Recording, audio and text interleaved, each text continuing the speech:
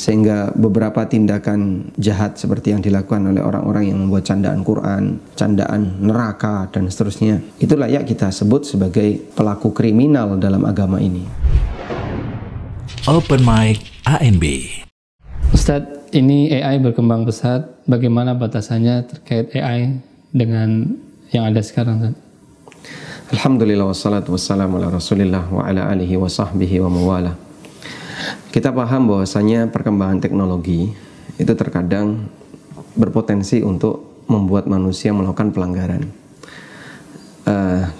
Saya pernah menjumpai ada video beberapa masyayikh yang itu dibuat berdasarkan AI, dan juga pemalsuan ceramah yang juga itu dibuat berdasarkan AI, dan ini kan sangat bahaya. Termasuk juga kwitansi palsu bisa dibuat dengan AI. Termasuk diantaranya adalah ketika orang membuat sebuah ilustrasi apapun menggunakan AI, sampai membuat ilustrasi tentang neraka dan seterusnya. Nah, kita sepakat bahwa AI hanya sebuah alat, tapi bagaimana AI itu bekerja, dia tergantung dari orang ketika membuat generate prompt-nya. Sehingga ketika dia bisa membuat perintah atau menyampaikan sebuah perintah A, perintah B, mengenerate perintah-perintah tertentu, IA akan bekerja seperti itu.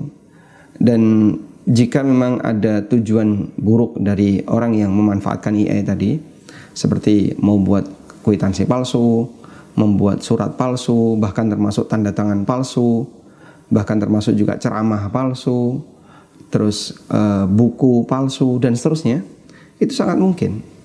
Sehingga posisi AI dalam hal ini dia tergantung dari perintah orang tersebut.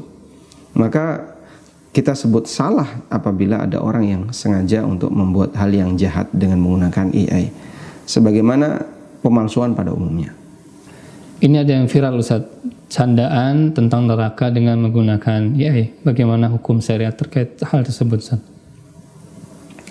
Jadi berkaitan dengan candaan terhadap urusan agama, ini sebenarnya kan cuma mengulang sejarah. Sehingga sejak dulu sudah ada, termasuk dilakukan oleh orang-orang musyrikin di masa silam. Dan jika kita perhatikan, candaan itu ada beberapa latar belakang. Ada yang bentuknya karena dia mengingkari, seperti perkataan Abu Jahal tentang pohon zakum, yang Allah sebutkan dalam Al-Quran bahwasanya pohon zakum ini adalah pohon yang ada di neraka, yang dikatakan oleh Allah ta'amul athim, makanan bagi orang yang suka berbuat dosa. Tapi dibuat guyon oleh Abu Jahal, karena Abu Jahal nggak percaya dengan itu, sehingga dia melecehkan neraka dengan membuat guyonan tentang zakum. Kata Abu Jahal, ma ra'aitu zakum illa hadha wa hadha, dan dia membawa kurma dicampur dengan mentega, bainat tamr wa zabat, atazakumuhu. Nah ini lihat nih, kurma sama mentega ini saya makan, atazakumuhu. Nah, sehingga dia menghina, dia melecehkan pernyataan Allah Subhanahu wa taala dalam Al-Qur'an dengan dibuat mainan seperti itu. Dan masih banyak lagi yang disebutkan oleh Allah Subhanahu wa taala dalam Al-Qur'an mengenai pelecehan yang dilakukan, penghinaan yang dilakukan oleh Abu Jahal dan teman-temannya berkaitan dengan kebenaran akhirat. Termasuk juga ketika Abu Jahal mengingkari kebenaran Al-Qur'an. Allah Subhanahu wa taala ceritakan dalam Al-Qur'an perkataan mereka, wa idz qalu Allahumma in kana hadza huwal haqqu min indika fa'amtir 'alaina hijaratan minas sama'i aw i'tina bi'adzabin alim. Sehingga mereka mengatakan, ya Allah, jika memang Al-Qur'an ini benar datang darimu, fa'amtir 'alaina hijaratan minas sama', sekarang turunkan hujan batu dari langit. Buktikan kalau memang Al-Qur'an ini benar, turunkan hujan batu dari langit. Jadi mereka memperolok-olok Al-Quran, menghina Al-Quran dengan dibuat candaan dan pernyataan yang menantang, seperti yang dilakukan oleh Abu Jahal. Nah ini candaan yang berawal dari pengingkaran. Kemudian yang kedua, ada candaan yang terjadi karena penghinaan.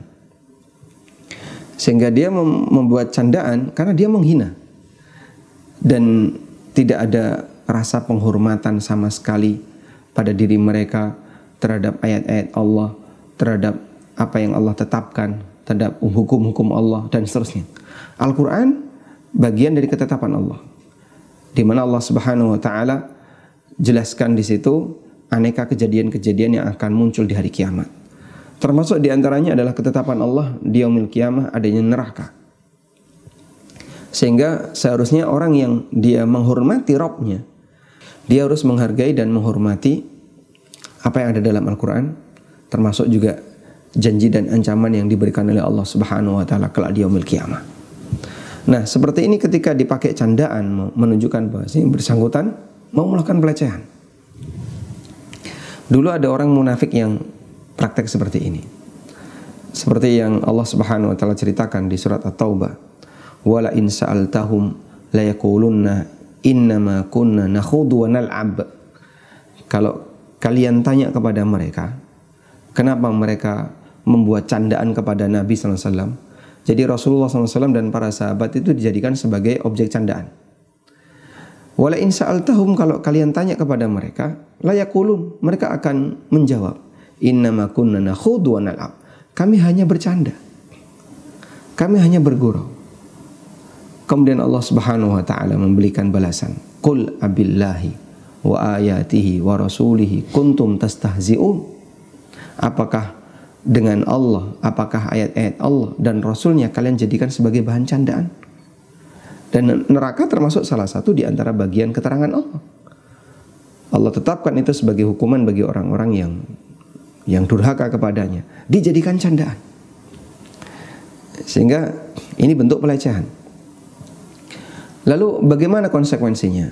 Baik candaan jenis pertama maupun candaan jenis kedua, nilainya sama. Allah Subhanahu wa Ta'ala mengatakan, la ta'tadiru qad kafartum ba'da imanikum. Gak usah cari-cari alasan. Alasanmu tidak diterima. Sehingga alasan bercanda itu tidak diterima. Kenapa kalian gunakan tanda kuasa Allah, ayat-ayat Allah sebagai bahan candaan? Sehingga ketika dia beralasan, kami cuma guyon, kami cuma bercanda, kami gak serius misalnya. Lalu kenapa kau jadikan itu sebagai bahan candaan? Orang tuamu dijadikan sebagai bahan candaan, bahan pelecehan, meskipun hanya dalam kalimat, oh kami gak serius, dia mungkin gak terima. Karena penghormatan dia kepada orang tuanya. Maka Allah Subhanahu wa Ta'ala menegaskan, la ta'tadiru, jangan cari-cari alasan. Artinya alasan itu tidak diterima, alasan candaan tidak diterima. Qad kafartum ba'da imanikum. Sungguh kalian telah kafir setelah sebelumnya kalian beriman. Baik, untuk nasihat bagi kaum muslimin bagaimana Ustaz? Karena AI ini sudah merambah ke dunia dakwah dan yang semisalnya. Pertama begini, kita layak untuk saling mengingatkan ya.